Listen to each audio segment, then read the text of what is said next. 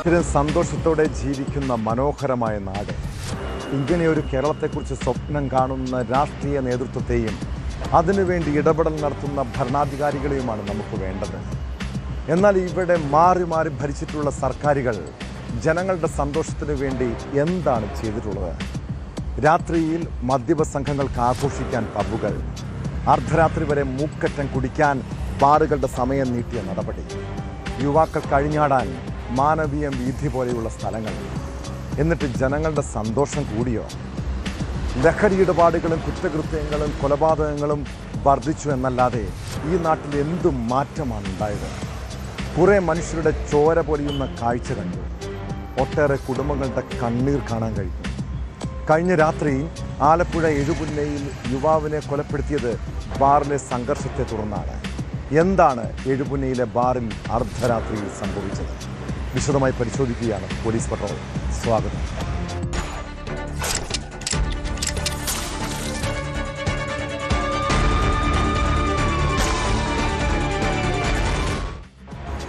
മദ്യവും ലഹരിയും മനുഷ്യനെ മനുഷ്യത്വമില്ലാത്തവരാക്കുകയാണ്. ഒരാളുടെ കണ്ണീരും ചോരയും കണ്ട് ആനന്ദിക്കുന്ന രീതിയിൽ കൊടും ക്രിമിനലുകളാക്കുന്നു. കുടുംബത്തിൻ്റെ വേദനയും ദുഃഖവും അവർക്ക് മനസ്സിലാക്കാൻ കഴിയില്ല. രക്തബന്ധങ്ങളെയോ ഉറ്റ സുഹൃത്തുക്കളെയോ തിരിച്ചറിയാൻ സാധിക്കില്ല. അതുകൊണ്ട് തന്നെയാണ് മദ്യലഹരിയിൽ പല അക്രമ സംഭവങ്ങളും കൊലപാതകങ്ങളും അരങ്ങേറുന്നത്. ആലപ്പുഴ എഴുപുന്നയിൽ ബാറിലുണ്ടായ തർക്കത്തെ തുടർന്ന് യുവാവിനെ തലക്കടിച്ച് കൊലപ്പെടുത്തിയത് മദ്യലഹരിയിലാണ്. കുമ്പളങ്ങി പഴങ്ങാടി സ്വദേശി നിധിനാണ് കൊല്ലപ്പെട്ടത്. മദ്യപിക്കുന്നതിലൂടെ ഉണ്ടായ വാക്കേറ്റം കൊലപാതകത്തിൽ കലാശിക്കുകയായിരുന്നു. കേസിൽ കൊലയാളി സംഘത്തിൽപ്പെട്ട 3 പേർ കസ്റ്റഡിയിലുണ്ടെന്നാണ് സൂചന.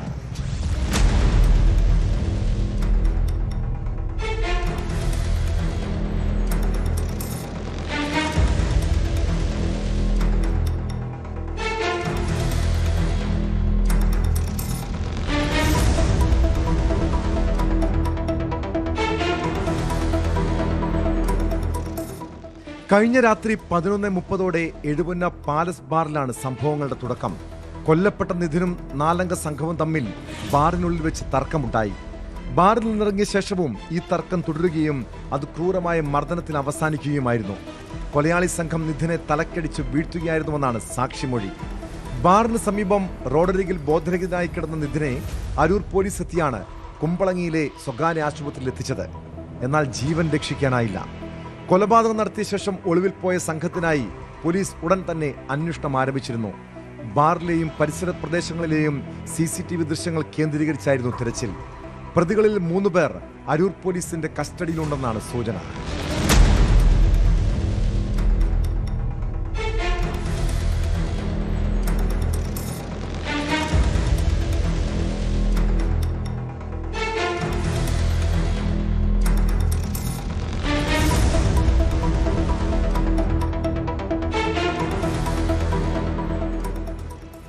News 18 Alappuzha.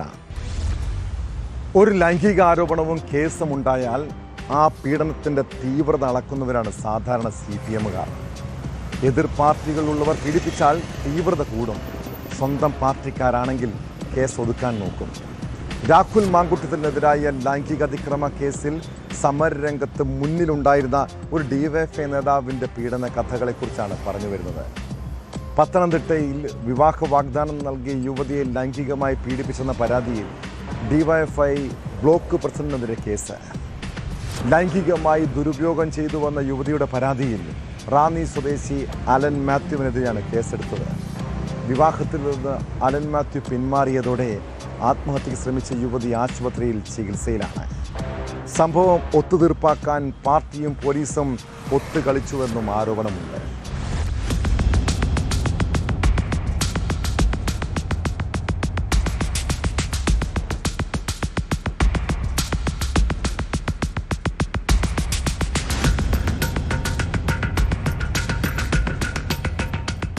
CPIM Ranni area മുൻ കമ്മിറ്റി അംഗവും DYFI ബ്ലോക്ക് പ്രസിഡന്റുമായ അലൻ മാത്യുവിനെതിരെയാണ് യുവതിയുടെ പീഡന പരാതി. വിവാഹ വാഗ്ദാനം നൽകി അലൻ മാത്യു പല സ്ഥലങ്ങളിലും യുവതിയെ കൊണ്ടുപോയി പീഡിപ്പിച്ചെന്നും ഗർഭം അലസിപ്പിക്കാൻ നിർബന്ധിച്ചുവെന്നുമാണ് പരാതി. വിവാഹം കഴിക്കാമെന്ന് ഉറപ്പ് നൽകിയ ശേഷമാണ് കൊച്ചി, വാഗമൺ തുടങ്ങിയ സ്ഥലങ്ങളിലെത്തിച്ച് പീഡിപ്പിച്ചതെന്ന് പരാതിക്കാരി പറയുന്നു. ഞാൻ പരാതി കൊടുത്തിട്ടുണ്ട്. ഇപ്പം സൂയിസൈഡ് അറ്റംപ്റ്റ് ഉണ്ടായിരുന്നല്ലോ. അപ്പോൾ അവർ വന്നിട്ട് സ്റ്റേറ്റ്മെൻറ്റ് എടുത്തിട്ടുണ്ടായിരുന്നു. അപ്പം അതിന് ശേഷം ഇന്നലെ മജിസ്ട്രേറ്റിൻ്റെ അടുത്തിട്ട് മൊഴി കൊടുത്തു. അതായത് ആള് വിവാഹ വാഗ്ദാനം നൽകിയിട്ടുണ്ടായിരുന്നു. നമ്മൾ രജിസ്റ്റർ ഓഫീസിലൊക്കെ കൊടുത്തു. അതായത് ഇന്റർകാസ്റ്റ് മാരേജ് ആയത് കാരണം രജിസ്റ്റർ ഓഫീസിൽ കൊടുത്തു. 23-ാം തീയതി വിവാഹം കഴിക്കാമെന്നുള്ളത് അതായത് പറഞ്ഞിട്ടുണ്ടായിരുന്നു. അപ്പോൾ അതിൽ നിന്നിട്ട് ആള് പിന്മാറി. ഞാൻ ഫസ്റ്റ് പരാതി കൊടുക്കുന്നത് ഫെബ്രുവരി 18 കൊടുക്കുന്നത്. 19 കളക്ടറിന് പരാതി കൊടുക്കുന്നത്. അത് കഴിഞ്ഞിട്ട് പാർട്ടിയൊക്കെ ഇടപെട്ട് ഇത് സെറ്റിൽമെന്റ് സംസാരിക്കുകയായിരുന്നു. 23-ാം തീയതി വിവാഹമാണെന്നുള്ളത് പാർട്ടിയുടെ ഭാഗത്തു നിന്നുള്ള ഉറപ്പ് നമുക്ക് ലഭിച്ചിട്ടുണ്ടായിരുന്നു. ഈ 2025 ഫെബ്രുവരിയിലെ വിവാഹിതയായ യുവതിയും അലൻ മാത്യുവും തമ്മിൽ നേരത്തെ അടുപ്പത്തിലായിരുന്നു. തുടർന്ന് വിവാഹ മോചിതയായ ശേഷമാണ് വിവാഹ വാഗ്ദാനം നൽകി പീഡിപ്പിച്ചത്. യുവതിയുടെ പരാതിയിൽ പാർട്ടി ഇടപെട്ട് വിവാഹം നടത്തിക്കൊടുക്കാമെന്ന് ഉറപ്പ് നൽകുകയും ഇരുവരും സമ്മതിക്കുകയും ചെയ്തു. എന്നാൽ പിന്നീട് അലൻ മാത്യു വിവാഹത്തിൽ നിന്നും പിന്മാറി. തുടർന്നാണ് യുവതി ആത്മഹത്യക്ക് ശ്രമിച്ചത്. കല്യാണം കഴിക്കാനായിട്ട് വരാൻ പറ്റില്ല എന്നുള്ളൊരു സ്റ്റാൻഡിലേക്ക് മാറി. പിന്നെ അതുമാത്രമല്ല, എൻ്റെ അടുത്ത് സൂയിസൈഡ് ചെയ്തോ എന്നുള്ളൊരു ഇതിലായിരുന്നു ആള് സംസാരിച്ചത്. എൻ്റെ അടുത്ത് പറഞ്ഞതിനെ ഫേസ്ബുക്കിലാണ് എന്നെ കോൾ ചെയ്യുന്നത്. ഫേസ്ബുക്കിൽ കോൾ ചെയ്തിട്ട് എൻ്റെ അടുത്ത് പറയുന്നു, ഈ കോള് റെക്കോർഡ് ചെയ്യാൻ പറ്റില്ലല്ലോ, അപ്പോൾ ഞാൻ നിൻ്റെ അടുത്തൊരു കാര്യം പറയാം, എനിക്ക് 23-ാം തീയതി വരാനായിട്ട് പറ്റില്ല, നീ എന്താണെന്ന് വെച്ചാൽ ചെയ്തോ, നിൻ്റെ എക്സ്ട്രീമായിട്ടുള്ള ഡിസിഷൻ എന്താണെന്നാണ് എൻ്റെ അടുത്ത് ചോദിച്ചത്. അപ്പം ഞാൻ പറഞ്ഞു, ഇതുപോലെ നാട് മൊത്തം അറിഞ്ഞു 23-ാം തീയതി, നിങ്ങൾ തന്നെയാണ് എല്ലാവരോടും പറഞ്ഞത് 23-ാം തീയതി കല്യാണമെന്നുള്ളത്, നിങ്ങളുടെ ഭാഗത്തു നിന്നാണ് പലരുടെ അടുത്തും ഈ ഒരു കാര്യം പോയത്. അപ്പോൾ പെട്ടെന്ന് നിങ്ങളിങ്ങനെ പിന്മാറുമ്പോഴത്തേക്കിനും എനിക്ക് മാനസികമായിട്ട് കുറേ ബുദ്ധിമുട്ടുണ്ട് എന്ന് പറഞ്ഞപ്പോൾ പറഞ്ഞു, എങ്കിലും നീ പോയിട്ട് സൂയിസൈഡ് ചെയ്തോ, നീ സൂയിസൈഡ് ചെയ്ത് മരിക്കുന്ന സമയം വരെയൊക്കെ ഞാൻ കോളിൽ ഹോൾഡ് ചെയ്യാം എന്നാണ് പറഞ്ഞത്. അലൻ മാത്യുവിനെതിരെ ജില്ലാ കളക്ടർക്കാണ് യുവതി ആദ്യം പരാതി നൽകിയത്. തുടർന്ന് ജില്ലാ പോലീസ് മേധാവിക്ക് പരാതി കൈമാറിയെങ്കിലും റാന്നി പോലീസ് അന്വേഷണം നടത്താതെ പോലീസും പാർട്ടിയും കേസ് ഒത്തുതീർപ്പാക്കാൻ ശ്രമിച്ചെന്നാണ് ആരോപണം. യുവതി ആത്മഹത്യക്ക് ശ്രമിച്ചതിന് പിന്നാലെയാണ് പോലീസ് കേസെടുത്തത്. തെരഞ്ഞെടുപ്പ് കാലത്ത് അലൻ മാത്യുവിനെതിരെ ഉയർന്ന ഗുരുതരമായ പീഡനാരോപണം CPM-നെ പ്രതിസന്ധിയിലാക്കിയിരിക്കുകയാണ്. ഇതോടെ പാർട്ടിയിലെ തിരഞ്ഞെടുക്കപ്പെട്ട സ്ഥാനങ്ങളിൽ നിന്നും എല്ലാം അലൻ മാത്യുവിനെ നേതൃത്വം ഒഴിവാക്കിയിട്ടുണ്ട്.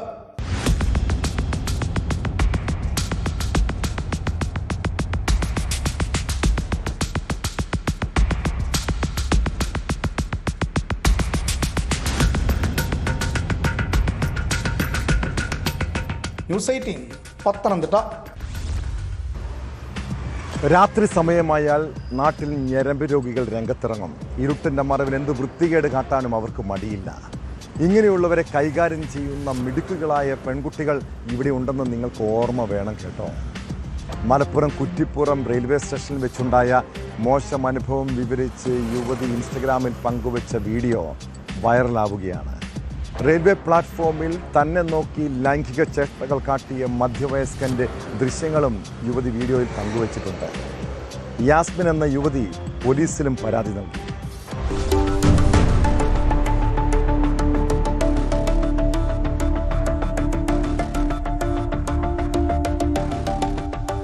കുറ്റിപ്പുറം റെയിൽവേ സ്റ്റേഷനിലാണ് സംഭവം. തന്റെ ഇൻസ്റ്റഗ്രാം പേജിലൂടെ യാസ്മിൻ എന്ന യുവതിയാണ് ദുരനുഭവം വെളിപ്പെടുത്തിയത്. രാത്രി 1:30-ക്കാണ് താൻ ഈ വീഡിയോ ഇടുന്നതെന്നും വസ്ത്രധാരണമാണ് പ്രശ്നമെന്ന് പറയുന്നവരോട് പർദ്ദയിട്ട് വന്ന തനിക്കാണ് ഈ അവസ്ഥയെന്നും യുവതി പറയുന്നു. സമയം 1:30 മണിയാവറായി. പ്രശ്നങ്ങളൊക്കെ കഴിഞ്ഞതിന് ശേഷമാണ് കേട്ടോ ഞാൻ ഈ വീഡിയോ ഷൂട്ട് ചെയ്യുന്നത്. ഇങ്ങനെ ഫ്രണ്ട് ക്യാമറയിൽ ഷൂട്ട് ചെയ്യാനുള്ള മെയിൻ റീസൺ, കുറേ കൽപ്പന്മാർ വരും വസ്ത്രധാരണ കൊണ്ടാണ് ഇമ്മാതിരി തെണ്ടിത്തരം ആൾക്കാർ ചെയ്യുന്നത് എന്ന് പറഞ്ഞിട്ട് ആണുങ്ങളെ സപ്പോർട്ട് ചെയ്ത് കുറേ കൽപ്പന്മാർ ഇറങ്ങാനുണ്ട്. അവർക്ക് വേണ്ടിയിട്ടാണ് ഈ വീഡിയോ ഞാൻ ചെയ്യുന്നത് പ്രത്യേകിച്ചിട്ട്. കാരണം ഞാൻ ഇട്ടിരിക്കുന്നത് പർദ്ദയാണ്, ഫുള്ളി കവേർഡ് ആയിട്ടുള്ള ഒട്ടും എക്സ്പോസ്ഡ് അല്ലാത്ത പർദ്ദയാണ് എൻ്റെ വസ്ത്രം. ഈ വസ്ത്രത്തിൻ്റെ മുമ്പിൽ വെച്ചിട്ടാണ് ഇമ്മാതിരി സെറ്റത്തര അയാൾ ചെയ്തത്. തെളിവില്ലാത്തതാണല്ലോ പ്രശ്നം. അതുകൊണ്ട് തെളിവോടുകൂടി തന്നെ ഈ വീഡിയോ ചെയ്യുന്നുണ്ട്. നിങ്ങൾ ആദ്യം വീഡിയോ കാണും.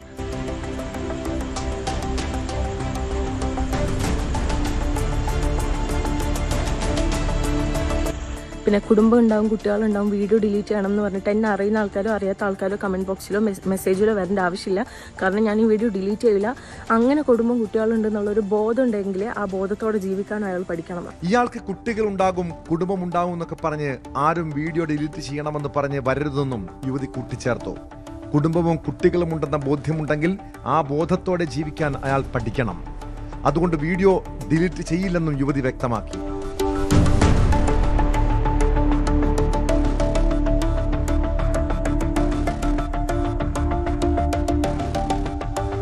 6 മില്യൺ ആളുകളാണ് വീഡിയോ ഇതിനോടകം കണ്ടിരിക്കുന്നത്. യുവതി പോലീസിലും പരാതി നൽകിയിട്ടുണ്ട്.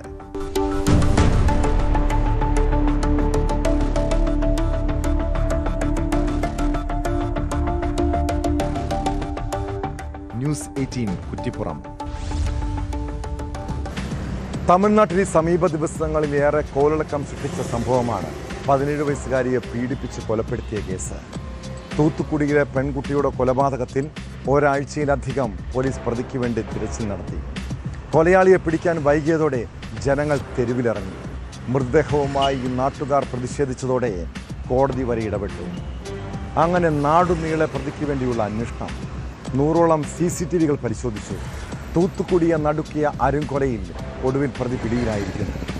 രാമനാഥപുരം സ്വദേശി ധർമ്മ മുനേശ്വരനെ ഒരാഴ്ച നീണ്ട അന്വേഷണത്തിനൊടുവിലാണ് പോലീസ് അറസ്റ്റ് ചെയ്തത്. പ്രതി സ്ഥിരം കുറ്റവാളിയാണെന്ന് പോലീസ് പറയുന്നു.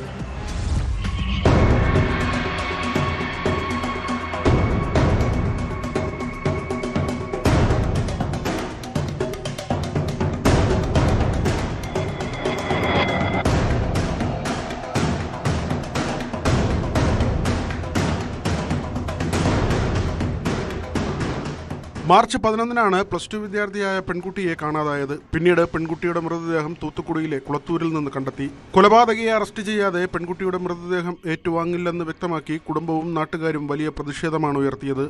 ഒടുവിൽ കോടതി ഇടപെട്ടാണ് പ്രതിഷേധം അവസാനിപ്പിച്ചത്. ഒരാഴ്ച നീണ്ട അന്വേഷണത്തിനൊടുവിലാണ് പ്രതി രാമനാഥപുരം സ്വദേശിയായ ധർമ്മ മുനേശ്വരനെ പോലീസ് അറസ്റ്റ് ചെയ്തത്.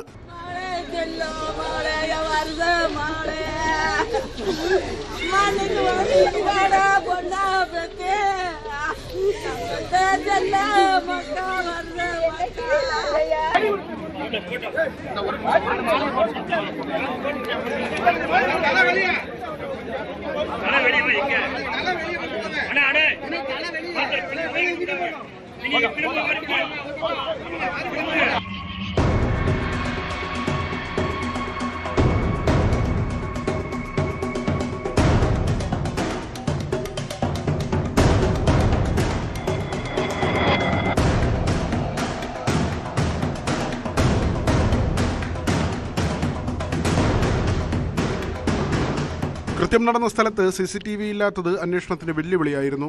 ശാസ്ത്രീയ തെളിവുകളുടെ അടിസ്ഥാനത്തിലാണ് അന്വേഷണം നടന്നത്. കുറ്റകൃത്യം നടന്ന സ്ഥലത്തു നിന്ന് വിരലടയാളവും മറ്റ് നിർണായക തെളിവുകളും പോലീസ് ശേഖരിച്ചു. സമീപ പ്രദേശങ്ങളിലെ മൊത്തം 98 CCTV ദൃശ്യങ്ങളും പരിശോധിച്ചായിരുന്നു അന്വേഷണമെന്ന് പോലീസ് വ്യക്തമാക്കി.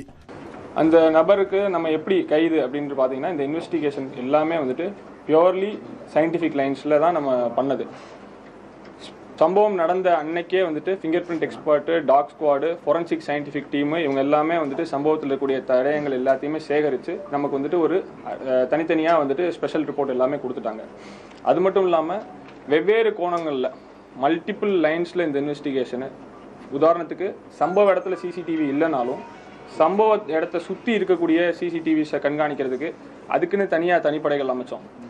98 CCTV கேமராக்கள், நான் திருப்பி சொல்கிறேன், சம்பவ இடத்துல நேரடியாக இந்த சம்பவம் நடந்ததை பதிவு இருக்கிற மாதிரி CCTV கிடையாது. சம்பவத்தை சுற்றி இருக்கக்கூடிய இடங்களில் இதுக்கு 98 CCTVs എല്ലാத்தைയുമേ അനലൈസ് பண்ணது. കേസുമായി ബന്ധപ്പെട്ട് പ്രതിഷേധം കനത്തതോടെ 10 പ്രത്യേക സംഘങ്ങൾ രൂപീകരിച്ചായിരുന്നു അന്വേഷണം. പ്രതി സ്ഥിരം കുറ്റവാളിയാണെന്നും 2022-ൽ സമാന കുറ്റകൃത്യം ചെയ്തിരുന്നുവെന്നും പോലീസ് വ്യക്തമാക്കി.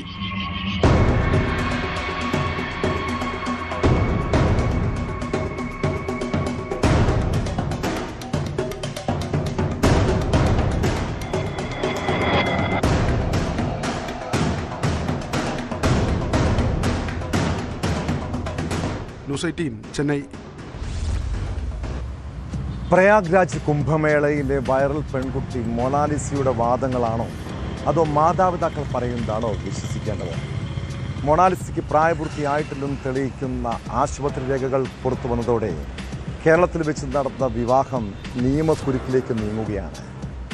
മാതാപിതാക്കൾ നൽകിയ പരാതിയിൽ കേസെടുക്കാനാണ് മധ്യപ്രദേശ് പോലീസിൻ്റെ തീരുമാനം. മൊണാലിസ ജനിച്ചത് 2009 ഡിസംബർ 30-നാണ് ആശുപത്രി രേഖകൾ പറയുന്നത്. എന്നാൽ 2008-ൽ ജനിച്ചുവെന്ന് വ്യക്തമാക്കുന്ന രേഖകളാണ് വിവാഹ സമയം മൊണാലിസ ഹാജരാക്കിയിരുന്നത്. ഇതിൽ ആര് പറയുന്നതാണ് ശരിയെന്നത് പോലീസ് അന്വേഷണത്തിലെ വ്യക്തമാകൂ. പ്രായപൂർത്തിയാകുന്നതിന് മുൻപാണ് വിവാഹമെങ്കിൽ വലിയ രാഷ്ട്രീയ വിവാദത്തിനും അത് കാരണമായേക്കും.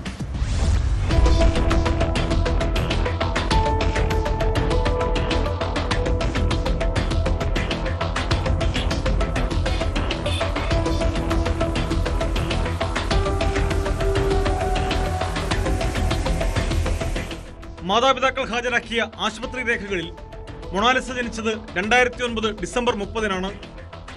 ജനനസമയം പുലർച്ചെ 5:50. സ്ഥലം മധ്യപ്രദേശിലെ നിമാർ ജില്ലയിലുള്ള മഹേശ്വർ കമ്മ്യൂണിറ്റി ഹെൽത്ത് സെന്റർ.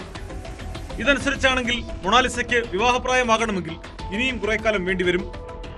എന്നാൽ തനിക്ക് പ്രായപൂർത്തിയായിട്ടുണ്ടെന്നാണ് വിവാഹത്തിനു മുമ്പും ശേഷവും മൊണാലിസ അവകാശപ്പെടുന്നത്. ഇത് തെളിയിക്കുന്ന രേഖകളും യുവതി ഹാജരാക്കിയിരുന്നു.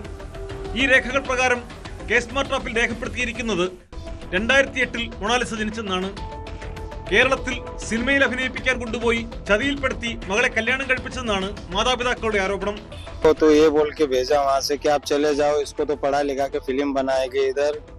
बोले कि तुम्हारे को कोई चीज का टेंशन नहीं. बोले लड़के सिर्फ पढ़े लिखे ज्ञान. मैं इधर आया तो सब मैं देख रहा हूँ मोबाइल में तो सब शादी हो गई. तो मैं इसके लिए सोचता हूँ कि कोई मेरा साथ दे, कि कोई लड़की को मेरे तक ले आए.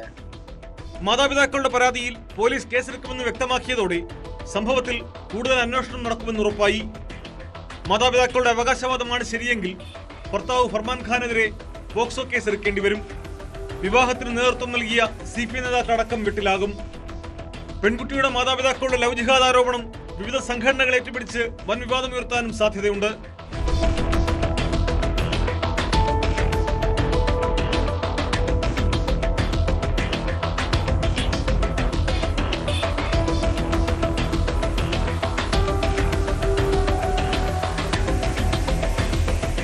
അരുമാനൂർ ശ്രീനയനാർ മഹാദേവ ക്ഷേത്രത്തിൽ ഈ മാസം 11-നായിരുന്നു മൊണാലിസയുടെ വിവാഹം.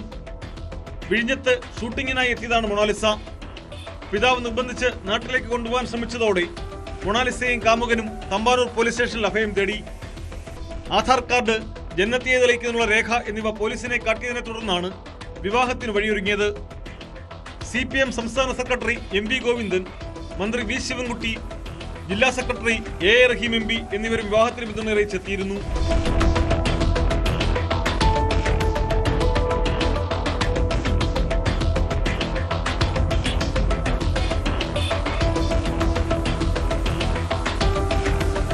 News desk news 18. തട്ടിപ്പും ഭീഷണിയും പിടിച്ചുപറിയുമായി മറ്റുള്ളവരെ കൊള്ളയടിച്ച് ജീവിക്കുന്ന കുറേ ആളുകൾ നമ്മുടെ നാട്ടിലുണ്ട്. പോലീസും എക്സൈസും ഒക്കെ ചമഞ്ഞ് തട്ടിപ്പ് കാട്ടുന്നവർ. കൊച്ചിയിൽ ഹോട്ടലിൽ മുറിയെടുത്ത യുവതിയെയും യുവാവിനെയും പോലീസിൻ്റെ നർക്കോട്ടിക് വിഭാഗം ചമഞ്ഞ് ഭീഷണിപ്പെടുത്തിയാണ് 3-അംഗ സംഘം പണവും സ്വർണവും കൊള്ളയടിച്ചത്. കേസിൽ ചേർത്തല സ്വദേശി അമൽ, പള്ളുരുത്തി സ്വദേശി ഭവൻ, ഇടുക്കി പാറപ്പുഴ സ്വദേശി തോമസ് ചാക്കോ എന്നിവരെ പോലീസ് അറസ്റ്റ് ചെയ്തു. കോഴിക്കോട് സ്വദേശികളിൽ നിന്ന് 5000 രൂപയും ബ്രേസ്ലെറ്റും ഐഫോണും പ്രതികൾ കൈക്കലാക്കുകയായിരുന്നു.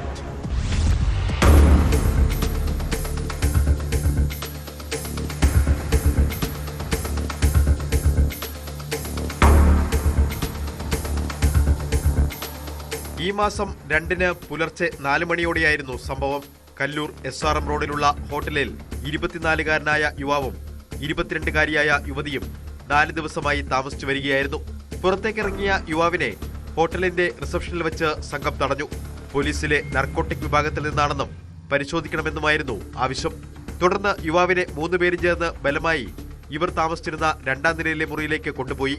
യുവാവിനെയും യുവതിയെയും ബന്ദികളാക്കി മുറി പരിശോധിച്ചപ്പോഴാണ് മേശപ്പുറത്ത് വെച്ചിരുന്ന ബ്രേസ്ലെറ്റ് കണ്ണിൽപ്പെടുന്നതും ഇത് കൈക്കലാക്കുന്നതും. യുവാവിന്റെ ജീൻസിന്റെ പോക്കറ്റിൽ കിടന്ന 5000 രൂപയും ഐഫോണും പ്രതികൾ കൈക്കലാക്കി.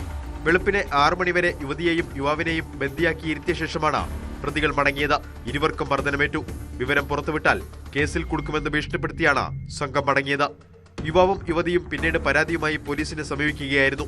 ഹോട്ടലിന് മുന്നിലുള്ള CCTV ദൃശ്യങ്ങളാണ് കേസിൽ നിർണായകമായത്. കേസിൽ ചേർത്തല സ്വദേശി അമല, പള്ളുരുത്തി സ്വദേശി ഭവൻ, ഇടുക്കി പാറപ്പുഴ സ്വദേശി തോമസ് ചാക്കോ എന്നിവരാണ് എറണാകുളം നോർത്ത് പോലീസിന്റെ പിടിയിലായത്. അമലിനെ വയലാറിൽ നിന്നും മറ്റ് 2 പേരെ വ്യത്യസ്ത ദിവസങ്ങളിലായി എറണാകുളത്ത് നിന്നുമാണ് പിടികൂടിയത്.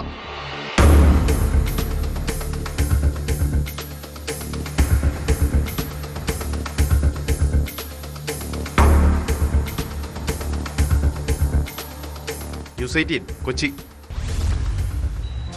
ഒരു അധ്യയന വർഷം തുടങ്ങുന്ന സമയത്ത് ചില കോളേജുകളിലും സ്കൂളുകളിലും റാഗിങ്ങിനെ കുറിച്ച് കേൾക്കാറുണ്ടല്ലേ? പ്രത്യേകിച്ച് ജൂനിയർ വിദ്യാർത്ഥികളെ മർദ്ദിക്കുന്നത് ചിലർക്കൊരു ഹരമാണ്. സ്കൂൾ അടയ്ക്കാൻ പോകുന്ന സമയത്ത് പോലും ഇങ്ങനെ വിദ്യാർത്ഥികളെ വേട്ടയാടുന്നവരെ കാണാം. കോഴിക്കോട് കുന്നമംഗലത്ത് ഹെയർ സ്റ്റൈലിൻ്റെ പേരിലാണ് 8ാം ക്ലാസ് വിദ്യാർത്ഥിക്ക് ക്രൂരമർദ്ദനമേറ്റത്. ചക്കാലക്കൽ ഹയർ സെക്കൻഡറി സ്കൂളിലെ വിദ്യാർത്ഥി അസ്ലഹീനാണ് പരിക്കേറ്റത്. സംഭവത്തിൽ രക്ഷിതാക്കൾ കുന്നമംഗലം പോലീസിൽ പരാതി നൽകിയിട്ടുണ്ട്.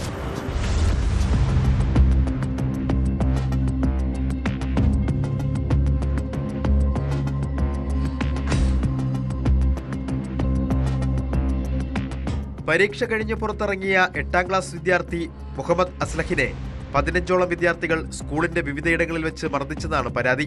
മുടിവെട്ടിയ സ്റ്റൈലും ചെരുപ്പും ചോദ്യം ചെയ്താണ് 9ാം ക്ലാസ് വിദ്യാർത്ഥികൾ തന്നെ മർദ്ദിച്ചതെന്ന് അസ്ലഹ് പറയുന്നു.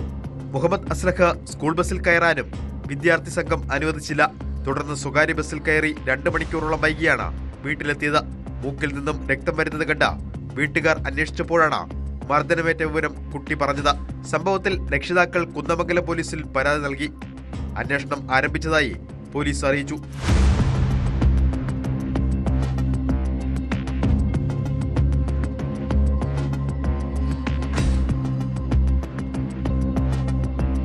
ന്യൂസ് 18 കോഴിക്കോട്. ലഹരി സംഘങ്ങളും ക്രിമിനലുകളും നാട്ടിൽ ഭീകരാന്തരീക്ഷം സൃഷ്ടിക്കുകയാണ്. പൊതുസ്ഥലത്ത് വെച്ച് പോലും മദ്യപാനവും ലഹരി ഉപയോഗവും. ഇത് ചോദ്യം ചെയ്താൽ വീട് കയറിയുള്ള ആക്രമണം. തിരുവനന്തപുരം വർക്കലയ്ക്ക് സമീപം ചാവടിമുക്കിൽ കഴിഞ്ഞ രാത്രി മയക്കുമരുന്ന് മാഫിയുടെ വിളയാട്ടമാണ് കണ്ടത്. വീടിന് മുന്നിലെ റോഡിൽ ലഹരി ഉപയോഗിച്ച ശേഷം ബഹളം വെച്ചത് ചോദ്യം ചെയ്തതിന് വീട് കയറി ആക്രമണം നടത്തുകയായിരുന്നു. ചാവടിമുക്ക് സ്വദേശികളായ ജോളി, ഷാജി എന്നിവരുടെ വീട്ടിൽ അതിക്രമിച്ചു കയറിയ സംഘം വാഹനങ്ങൾ ഉൾപ്പെടെ അടിച്ച് തകർത്തു എന്നാണ് പരാതി.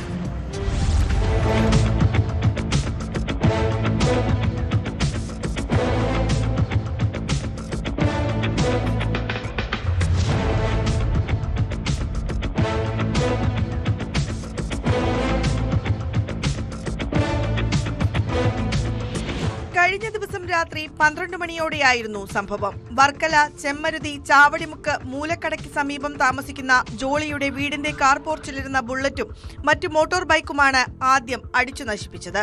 ബുള്ളറ്റിന്റെ പെട്രോൾ ടാങ്കും ഹെഡ്ലൈറ്റും തകർത്തു. വീടിന്റെ മുന്നിലെ കുടിവെള്ള ടാങ്കിന്റെ പൈപ്പ് അടിച്ചു തകർത്ത അക്രമി പിന്നീട് ഓട്ടോ ഡ്രൈവർ ഷാജിയുടെ വീട്ടിൽ അതിക്രമിച്ചു കയറി. ഓട്ടോറിക്ഷയുടെ മുൻവശത്തെ ഗ്ലാസ് അടിച്ചു തകർത്തു. ഷാജിയുടെ ഉപജീവന മാർഗമാണ് ഈ ഓട്ടോറിക്ഷ.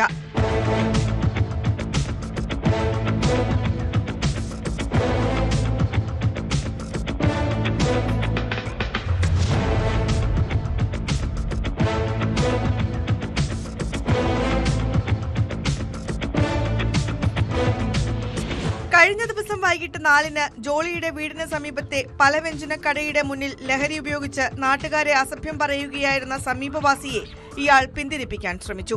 ഇതിനിടയിൽ ഇരുവരും തമ്മിൽ വാക്കേറ്റമുണ്ടായി. സംഭവസ്ഥലത്ത് ഓട്ടോ ഡ്രൈവറായ ഷാജിയും ഉണ്ടായിരുന്നു. ഇതിന്റെ വൈരാഗ്യമാണ് ആക്രമണത്തിന് കാരണമെന്നാണ് സൂചന. പരസ്യമായി ലഹരി വിൽപ്പന നടത്തുന്ന ആളാണ് അക്രമിയെന്ന് നാട്ടുകാരും ജോളിയും പറയുന്നു. വെറുതെ വന്ന് മതിലയാടി എൻ്റെ ബൈക്ക്, സ്കൂട്ടി, എൻ്റെ വേറൊരു ബൈക്ക് 3നും അടിച്ചു പൊട്ടിച്ച് ഞാൻ 2-3 ഗേറ്റ് തുറന്ന് വെളിയിറങ്ങിയപ്പോഴത്തേക്ക് ഇവൻ ഗേറ്റ് മതിലയാടി പോയി. ഞാൻ കൂടെ പോയിട്ട് കിട്ടിയില്ല. പോലീസ് പരാതി കൊടുത്ത് പോലീസ് 1 മണി 12 വന്ന് ഇവിടെ ഇറങ്ങിയിട്ട് പോയി. വണ്ടി ചെക്ക് ചെയ്ത് ഫോട്ടോ എടുത്തിട്ട് പോയി. അറിയാം ഇവിടെ അടുത്തുള്ള വീടും അറിയാം. എൻ്റെ മാർക്കമാണ് ഇത്. ഇതിപ്പം രാവിലെ വന്ന് ഞാൻ എണീറ്റ് നോക്കിയപ്പോൾ എൻ്റെ വണ്ടി അടിച്ച് പൊളിച്ചിട്ടേക്കുന്നത്. ഇവിടെ അടുത്തുള്ളവനാണ് അടിക്കുള്ളൂ. അവനെ അടിക്കുള്ളൂ. ഇതൊക്കെ പരാതി ഞാൻ എഴുതിയിട്ടുണ്ട്.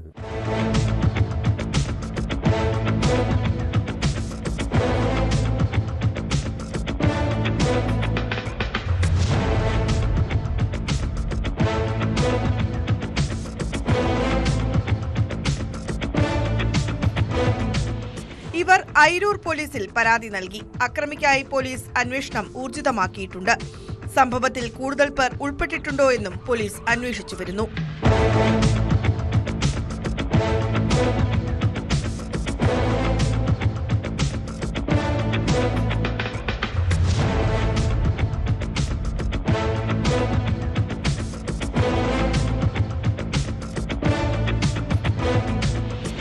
ന്യൂസ് 18 ആറ്റിങ്ങൽ. കൊല്ലത്തെ ഗുണ്ടാ നേതാവിന്റെ കൊലപാതകത്തിന് പിന്നാലെ ക്രിമിനൽ സംഘങ്ങളെല്ലാം പോലീസിന്റെ നിരീക്ഷണത്തിലാണ്. ഏത് സമയവും ഗുണ്ടാ കുടിപ്പകയുടെ ഭാഗമായുള്ള ഏറ്റുമുട്ടലുണ്ടാകാമെന്ന ഇന്റലിജൻസ് റിപ്പോർട്ടുണ്ട്. ഇതോടെ ഗുണ്ടാ സംഘങ്ങളെ കരുതൽ തടങ്കലിലാക്കാനുള്ള നടപടികളും തുടങ്ങിയിരിക്കുന്നു. തലസ്ഥാനത്ത് കുപ്രസിദ്ധ ഗുണ്ടാ നേതാവ് പുത്തൻപാലം രാജേഷിനെ കാപ്പ ചുമത്തി കരുതൽ തടങ്കലിലാക്കിയത് ഇതിന്റെ ഭാഗമായിട്ടാണ്. ഓപ്പറേഷൻ ഡാർഖണ്ഡിന്റെ ഭാഗമായി DCPയുടെ നിർദ്ദേശപ്രകാരം ശ്രീകാര്യം പോലീസാണ് പ്രതിയെ പിടികൂടിയത്. തിരുവനന്തപുരം നഗരപരിധിയിലെ വിവിധ സ്റ്റേഷനുകളിലായി 50ഓളം കേസുകളിൽ പ്രതിയാണ് ഇയാൾ.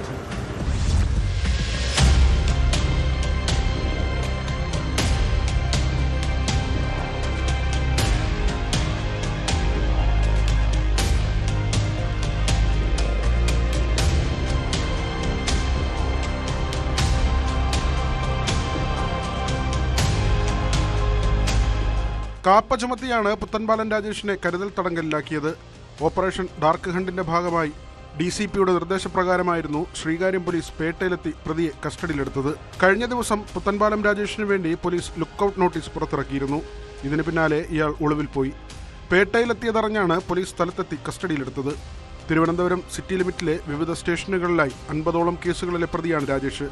അടുത്തിടെ വീണ്ടും ആക്രമണ കേസുകൾ പ്രതിയായതിനെ തുടർന്നാണ് ഇയാൾക്കെതിരെ കാപ്പ പുറപ്പെടുവിച്ചത്.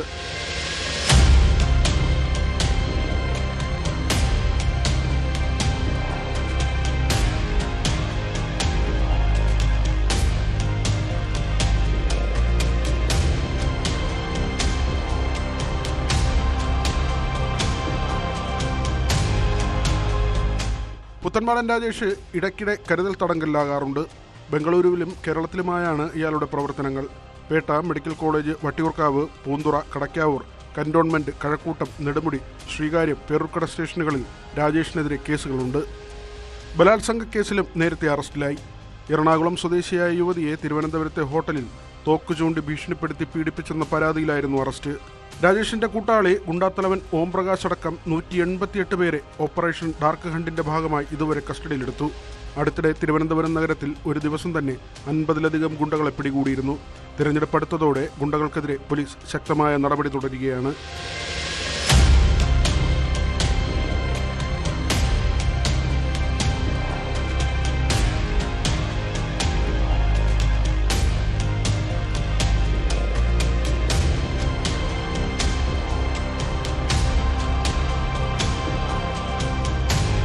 ന്യൂസ് 18 തിരുവനന്തപുരം.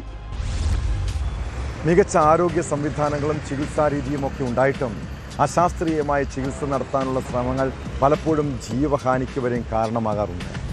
പ്രത്യേകിച്ച് ഏറെ അപകട സാധ്യതയുള്ള പ്രസവത്തിന് അക്യൂപഞ്ചർ പോലെയുള്ള ചികിത്സ പരീക്ഷിക്കുന്നത് അങ്ങേയറ്റം ക്രൂരതയാണ്. ഇത് അമ്മയുടെയും കുഞ്ഞിൻ്റെയും ജീവന് തന്നെ ഭീഷണിയാകാം. തൃശൂർ എടക്കയ്യൂരിൽ വീട്ടിൽ വെച്ച് പ്രസവം നടത്തിയതിനെ തുടർന്നുണ്ടായ ആരോഗ്യ പ്രശ്നങ്ങൾക്ക് പിന്നാലെ യുവതി മരിച്ച സംഭവം അതീവ ഗൗരവമായി കാണണം. മുക്സീന എന്ന 37കാരി 7ാമത്തെ പ്രസവത്തെ തുടർന്നാണ് മരിച്ചത്. അക്യൂപഞ്ചറിസ്റ്റായ ഭർത്താവ് ഇബ്രാഹിമിനെതിരെ യുവതിയുടെ കുടുംബം പരാതിയുമായി രംഗത്തെത്തിയിട്ടുണ്ട്.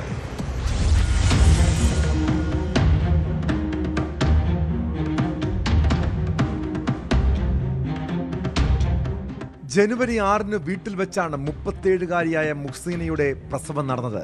ഇവരുടെ 7ാമത്തെ പ്രസവമായിരുന്നു ഇത്. പ്രസവത്തിന് 6 ദിവസത്തിന് ശേഷം കുഞ്ഞ് മരിച്ചു. പിന്നീട് ശരീരത്തിൽ പലയിടങ്ങളിലും മുറിവുണ്ടായിരുന്ന മുഹ്സീനയുടെ ആരോഗ്യനിലയും വഷളായി.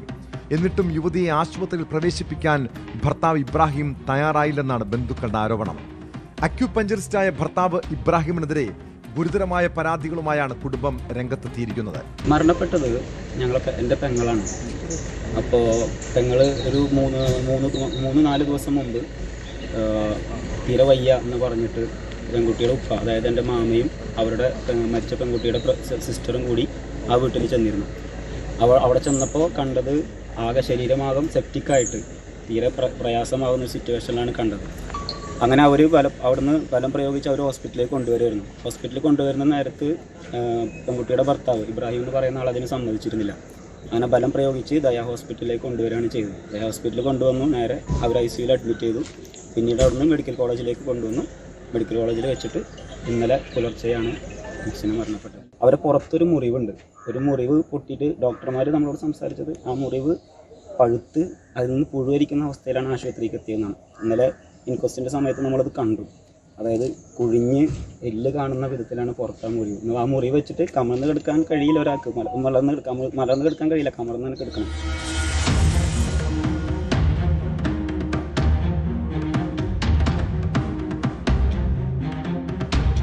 കുടുംബവുമായി ഒരു തരത്തിലും ബന്ധപ്പെടാൻ മുഹ്സിനയെ ഭർത്താവ് അനുവദിച്ചതുമില്ല.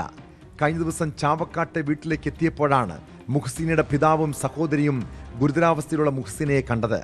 ഇതോടെ ബലം പ്രയോഗിച്ച് ആശുപത്രിയിലേക്ക് മാറ്റുകയായിരുന്നു. ആശുപത്രിയിൽ എത്തിച്ചുവെങ്കിലും ജീവൻ രക്ഷിക്കാനായില്ല. മുഹ്സിനയുടെ കുടുംബത്തിന്റെ പരാതിയിൽ ചാവക്കാട് പോലീസ് കേസെടുത്ത് അന്വേഷണം ആരംഭിച്ചിട്ടുണ്ട്.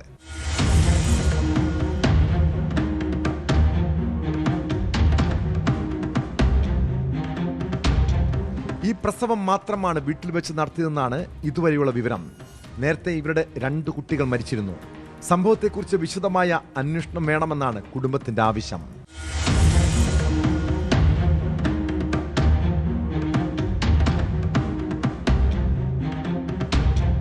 ന്യൂസ് 18 തൃശൂർ.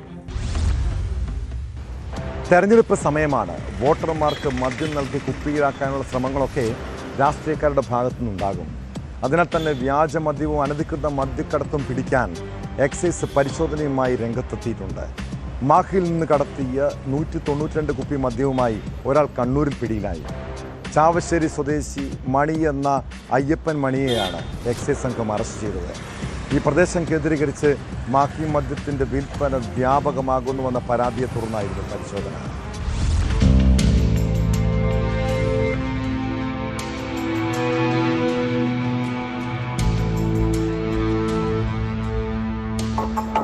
തിരഞ്ഞെടുപ്പ് സ്പെഷ്യൽ ഡ്രൈവിന്റെ ഭാഗമായി നടത്തിയ പരിശോധനയിലാണ് മാഹിയിൽ നിന്നുള്ള 192 കുപ്പി മദ്യവുമായി ഒരാൾ പിടിയിലായത്. ചാവശ്ശേരിപ്പറമ്പ് സ്വദേശി KP മണി എന്ന അയ്യപ്പൻ മണിയെയാണ് എക്സൈസ് സംഘം അറസ്റ്റ് ചെയ്തത്. ഇരിട്ടി എക്സൈസ് സർക്കിൾ ഓഫീസിലെ assistant excise inspector Shaji Kunnammal കോറത്തിന്റെ നേതൃത്വത്തിലായിരുന്നു പരിശോധന.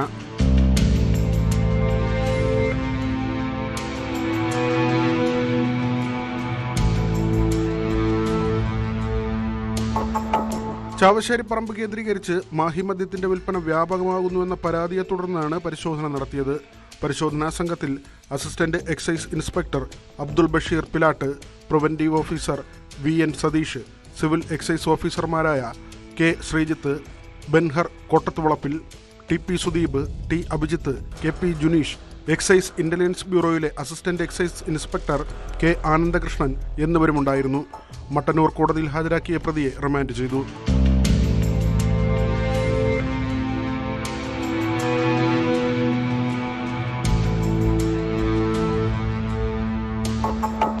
ന്യൂസ് 18 കണ്ണൂർ. കുറ്റകൃത്യങ്ങളുടെ മറ്റു ചില വാർത്തകൾ ചുരുക്കത്തിൽ. ചെങ്ങന്നൂരിലും എറണാകുളത്തും RPFന്റെ നേതൃത്വത്തിൽ വൻ ലഹരിവേട്ട. ചെങ്ങന്നൂർ റെയിൽവേ സ്റ്റേഷനിൽ ബ്രൗൺ ഷുഗറും ലഹരി ഗുളികകളും അടങ്ങിയ ബാഗ് ഉപേക്ഷിക്കപ്പെട്ട നിലയിൽ കണ്ടെത്തി. എറണാകുളം നോർത്തിൽ പ്ലാറ്റ്ഫോമിൽ കണ്ട ബാഗിൽ കമ്പ്യൂട്ടറിന്റെ CPU-വിനുള്ളിൽ ഒളിപ്പിച്ച നിലയിൽ 4 കിലോ കഞ്ചാവും കണ്ടെടുത്തു. പാലക്കാട് അട്ടപ്പാടിയിൽ വീണ്ടും കഞ്ചാവ് തോട്ടം കണ്ടെത്തി നശിപ്പിച്ചു. പുത്തൂർ ഇടവാണി ഉന്നതിയിൽ നിന്നും 15 കിലോമീറ്റർ മാറി പാലമലയിലാണ് എക്സൈസ് സംഘം 1350 കഞ്ചാവ് ചെടികൾ കണ്ടെത്തി നശിപ്പിച്ചത്. തൃശൂരിൽ നിന്ന് നെല്ലിയാമ്പതിയിലെത്തിയ വിനോദയാത്രാ സംഘത്തിൽ ഒരാൾക്ക് വാഹനത്തിൽ നിന്ന് വീണ് പരിക്കേറ്റ സംഭവത്തിൽ സുഹൃത്ത് അറസ്റ്റിൽ. അരിമ്പൂർ സ്വദേശി ജെയിംസിനെ ജീപ്പിൽ നിന്ന് തള്ളിയിട്ട കേസിൽ പ്രതി ഋതുലിനെയാണ് പാടഗിരി പോലീസ് അറസ്റ്റ് ചെയ്തത്. പാചകം, പാത്രം കഴുകൽ, ശുചീകരണം, അങ്ങനെ വീട്ടുജോലിയെടുക്കാൻ വിധിക്കപ്പെട്ടവരാണ് പല കുടുംബങ്ങളിലെയും സ്ത്രീകൾ. എത്ര വീടുകളിൽ പുരുഷന്മാർ ഭാര്യമാരെ സഹായിക്കാറുണ്ട്. അടുക്കളപ്പണി ചെയ്യുന്നതും പാത്രം കഴുകുന്നതുമൊക്കെ ഒരു ദുരഭിമാനം പോലെ കാണുന്ന ആളുകൾ ഇപ്പോഴും നമ്മുടെ നാട്ടിലുണ്ടെന്നേ. വീട്ടുജോലികൾ ഭാര്യയുടെ മാത്രം കടമയാണെന്ന് കരുതുന്നവർ, ഇങ്ങനെയുള്ളവർക്ക് സുപ്രീം കോടതി മുന്നറിയിപ്പ് നൽകുകയാണ്. വിവാഹമോചന കേസിലാണ് കോടതി സുപ്രധാനമായ നിരീക്ഷണം നടത്തിയത്. വീട്ടുജോലികൾ ഭാര്യയുടെ മാത്രം കടമയല്ലെന്നും കാലം മാറുകയാണെന്നും പറഞ്ഞ കോടതി അടുക്കളയിൽ ഭർത്താവ് സഹായിക്കണമെന്നും വ്യക്തമാക്കുന്നുണ്ട്. വേലക്കാരിയല്ല, ജീവിത പങ്കാളിയെയാണ് വിവാഹം കഴിക്കുന്നതെന്നും സുപ്രീം കോടതി ഓർമ്മിപ്പിക്കുന്നു. ഇക്കാലഘട്ടത്തിൽ ഭാര്യയെ വേലക്കാരിയാണെന്നോ അടിമയെപ്പോലെ കാണാമെന്നോ പുതിയ തലമുറ വിചാരിക്കേണ്ട കേട്ടോ. കോടതി മാത്രമല്ല, സ്ത്രീകളും ഇനി പ്രതികരിച്ചു പോകും. ഇതോടെ പോലീസ് പട്രോൾ പൂർണ്ണമാകുന്നു. നമസ്കാരം.